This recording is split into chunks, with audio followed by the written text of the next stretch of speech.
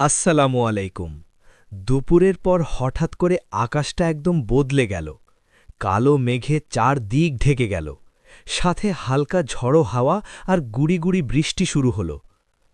এমন আবহাওয়ায় মনটা যেন অন্যরকম হয়ে যায়। বৃষ্টির দিনে জানালার পাশে বসে গরম গরম কিছু খেতে কার না ভালো লাগে। তখনই মনে হল আজ খিচুড়ি খাওয়া যাক। যেই ভাবা সেই কাজ। চলে গেলাম বাজারে মুরগি আনতে। পছন্দ করে ভালো একটা মুরগি নিয়ে বাসায় চলে আসলাম। তারপর সুন্দর করে পরিষ্কার করে কেটে নিলাম। মশলা দিয়ে ভালোভাবে ম্যারিনেট করে কিছুক্ষণ রেখে দিলাম, যাতে স্বাদটা আরও জমে যায়। এরপর মুরগিটা ভালো করে রান্না করে নিলাম। রান্নাঘর জুড়ে তখন এমন সুন্দর ঘ্রাণ ছড়িয়ে পড়েছিল যে অপেক্ষা করাই কঠিন হয়ে যাচ্ছিল। তারপর শুরু করলাম খিচুড়ি রান্না।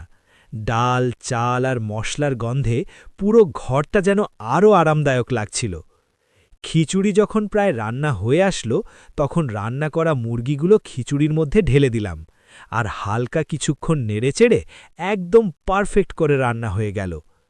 বৃষ্টির দিনে গরম গরম ধোঁয়া ওঠা খিচুড়ি আর মুরগির স্বাদ, এটা আসলে বলে প্রকাশ করা যায় না। মনে হয় যেন পুরো দিনের ক্লান্তি এক মুহূর্তেই দূর হয়ে গেল। সুন্দর করে প্লেটে সাজিয়ে নিয়ে খাওয়া শুরু করলাম। এত মজা হয়েছিল যে একদম লাজবাব। বৃষ্টির দিনে এমন খাবারের স্বাদই আলাদা।